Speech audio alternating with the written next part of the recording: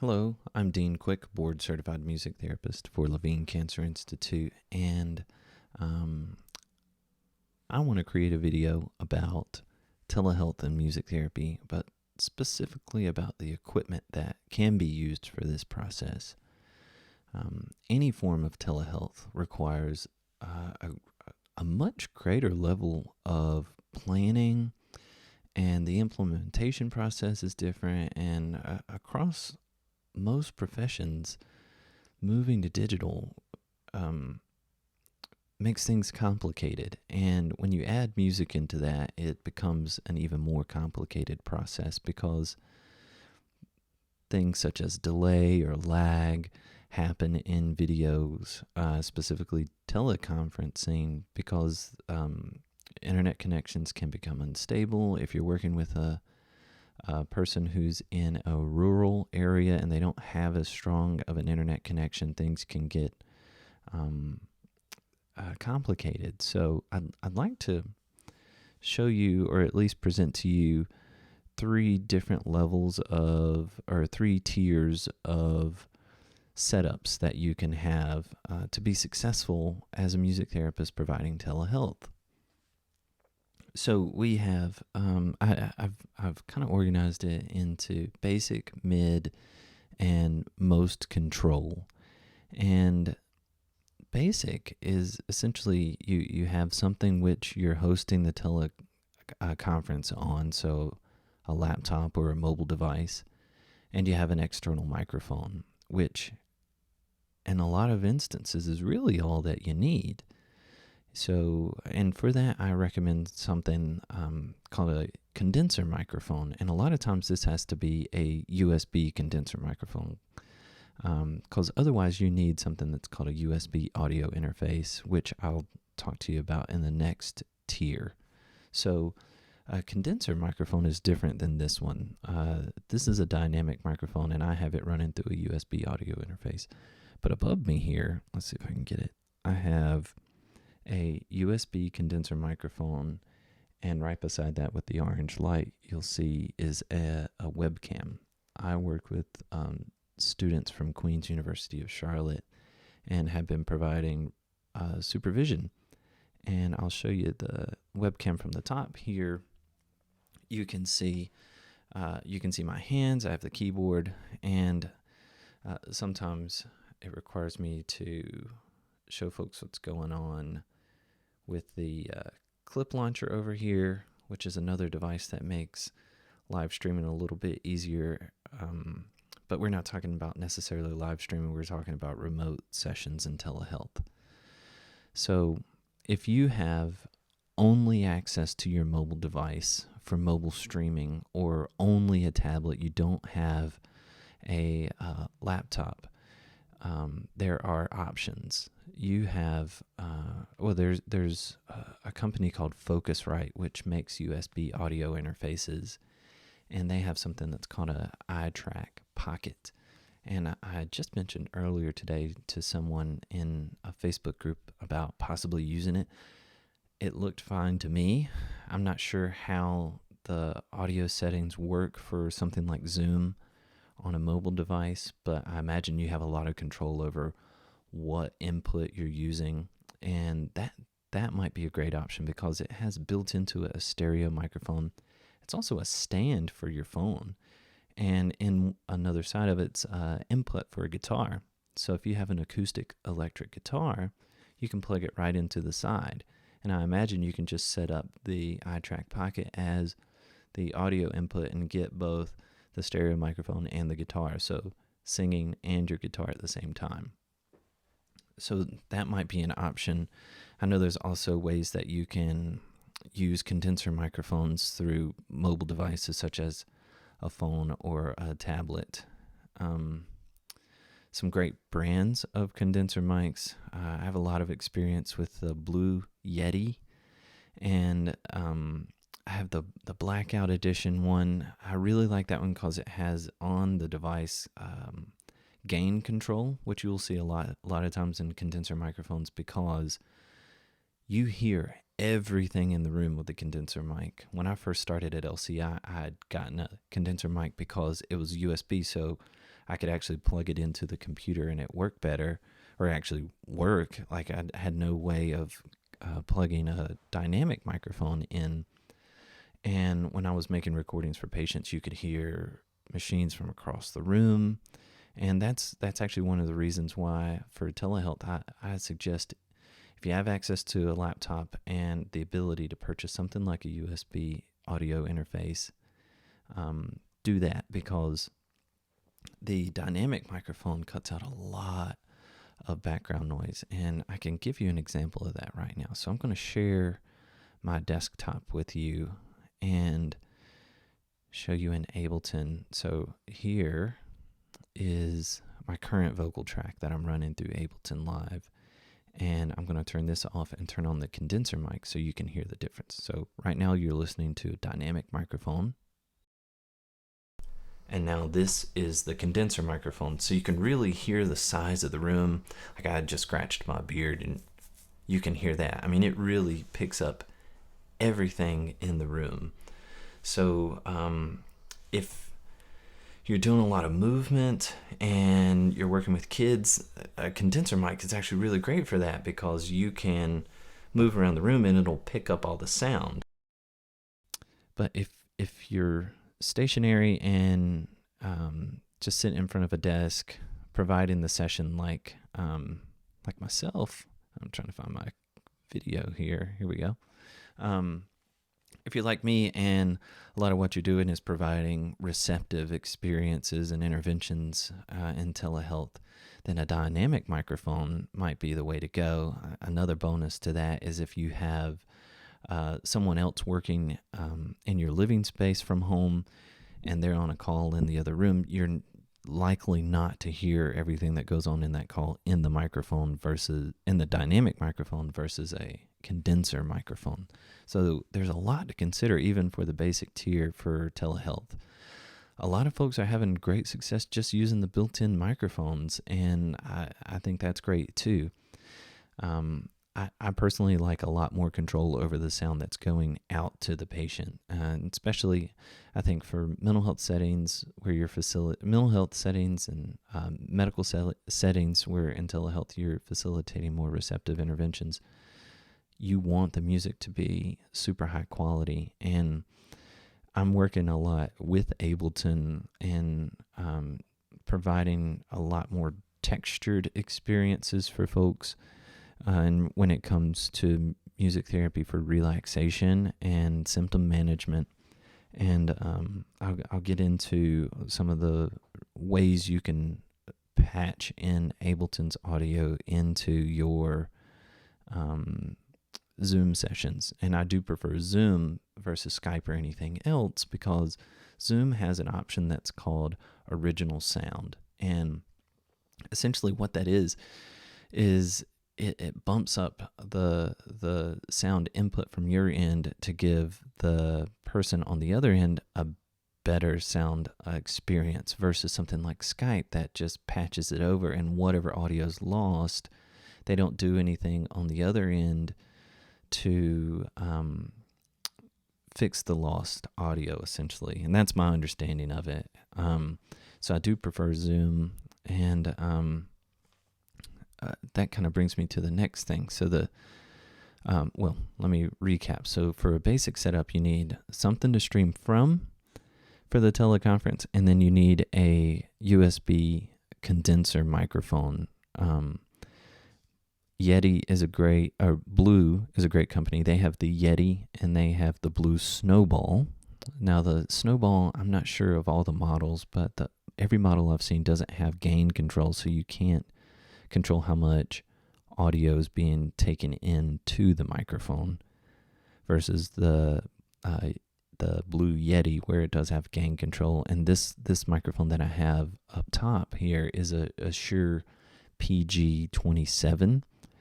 It was donated to our program at LCI, and it has gain control, and it also has headphone monitoring built right into the microphone so you can hear it. And if you're doing a field recording and you're not working with a digital audio workstation like Ableton or GarageBand or Fruity Loops or something like that. So the mid-tier So just a step up from the basic, pretty much all you're doing is incorporating a USB audio interface.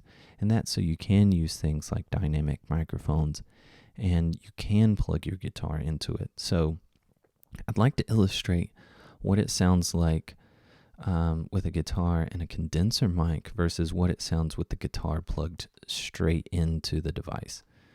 So let me share my desktop with you again. And we'll get into Ableton. And let me turn off this microphone. And actually, I'm going to keep it on. And I'm also going to turn it down because I'm going to turn on the condenser microphone. So you now hear the sound of the room. And this is the guitar with the condenser mic.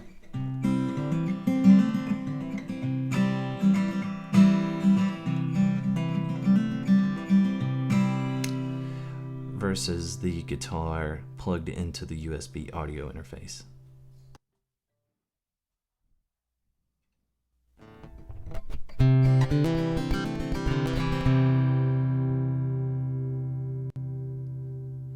So I also have some reverb, you'll notice here in this send, on the guitar. So with the condenser mic, you don't have the option for effects. And I also have down here another compression on here. So if I turn that off, this is just the guitar plugged in with the bass and the treble set in the middle.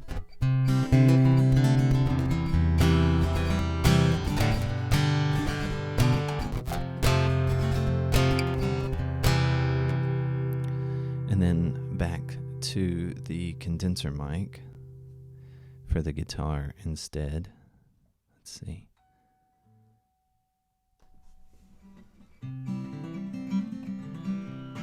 So it just kind of sounds a little muffled.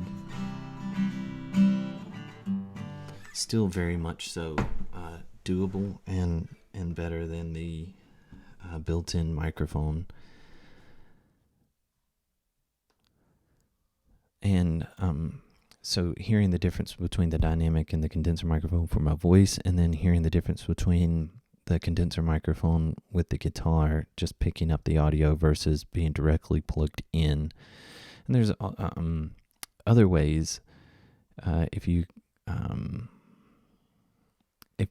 working with adolescent clients or patients, then there are other benefits to using USB audio interface, just because you can add more effects to the live sound, which, you could do in any digital audio workstation with MIDI or otherwise. But if you're playing an acoustic guitar or an acoustic electric like what I'm using, then you can add more effects more readily. And there's also a lot more control over the sound going in. So I'm able to bring up the volume of the guitar input and then my voice as well. So I can bring it down or I can bring it up really loud. And it's just a lot more control over the sound from your end. And so with this, you also want to use something like Ableton or GarageBand to run your sound through. And that adds an extra level of complexity you may or may not want to have. It allows you to do some other things, so you'll notice across the way here, I have some things plugged in. So this column right here that says intro music, when I'm going live on my live stream, I've grouped these tracks together. So now you can hear, you should be able to hear all that. Yep.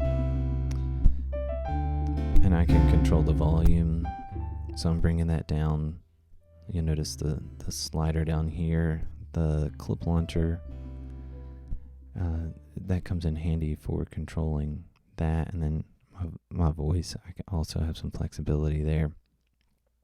So if you're doing things that are more relaxation based, I have up here clips. that you can launch. And so I have Ableton patched into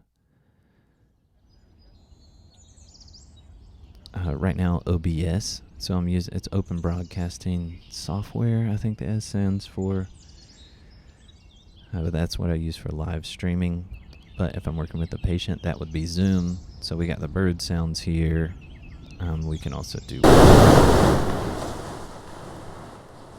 So sorry about that. We can also do waves.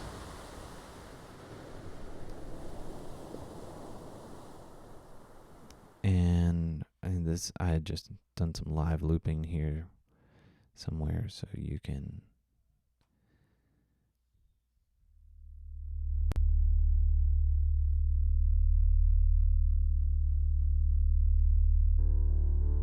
You get the idea. So there's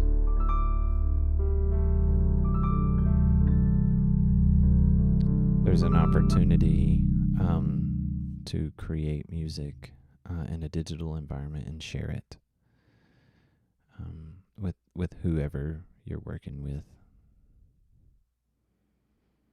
And to do that, you need something that is called Soundflower. So you're not able to just select your USB audio interface and patch the sound in. You have to download something that's called Soundflower, which is essentially like a patch cable that takes the audio from something like Ableton or GarageBand or whatever, and puts it into whatever, like Zoom or OBS or whatever it is. So you have to go in on a Mac to your audio MIDI setup, which you can find just through searching through Spotlight, and it will you'll choose your audio interface and Soundflower. I use the 2-channel, but there's a 64-channel, which I don't really see the need in that many channels for what we're doing. And you go into live or whatever it is, Zoom, and you make your output. Well, I'm sorry. So for live, you make your output the multi-output device, right? Your input should be your audio interface. I lost you for a second because I changed it. So it should be the audio interface. And then if you go into Zoom and preferences, and you want your microphone to be the Soundflower 2-channel. And that will allow the person on the other end to hear whatever's coming in through the USB audio interface, and it will allow them to hear whatever's coming through Ableton or GarageBand or whatever software that you're using for these sessions. And this application that you're seeing right here is called OBS Studio, and I use it essentially for my live stream music therapy for self-care that I do for LCI. And I set up, this is the preview, and this is what you actually see over here. So I can fade things in and out. So now this is what's being showed on the stream. And, go back and forth here. So you can preload things. So something that I've done is I've shared lyrics so people can sing along. This is a breathing GIF that I use to coach people in taking appropriate deep breaths. And there's also like some cinemagraphs that I'll use as well.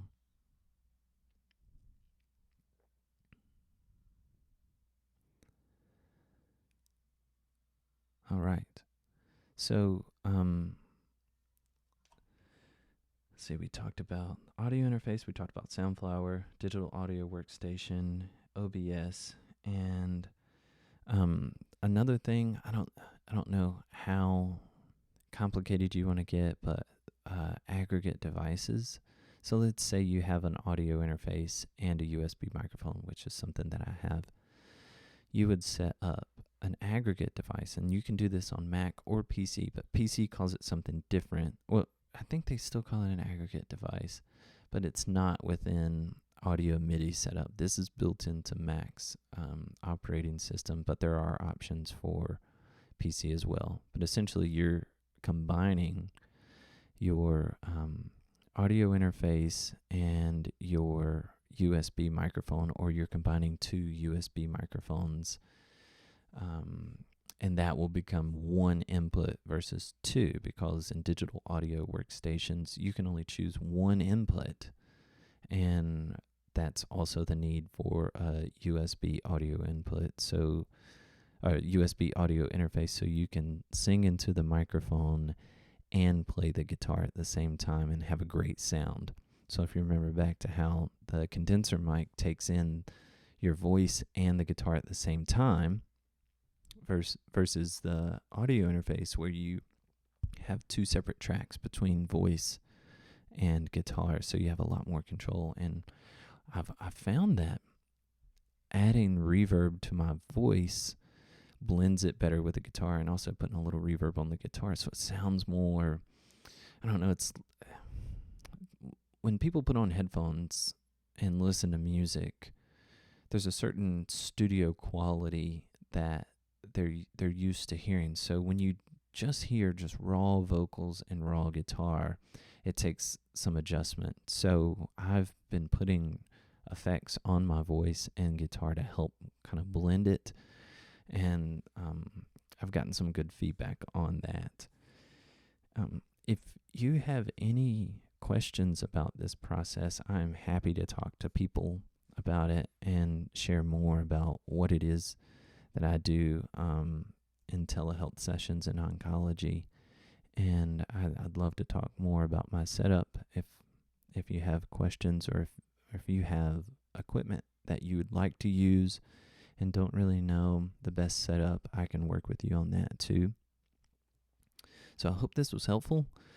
And yeah, happy telehealthing out there. And it's been a strange few weeks, but I think we're kind of falling into some good processes, and it sounds like people are being more efficient. And I just wish you all the best in this strange time.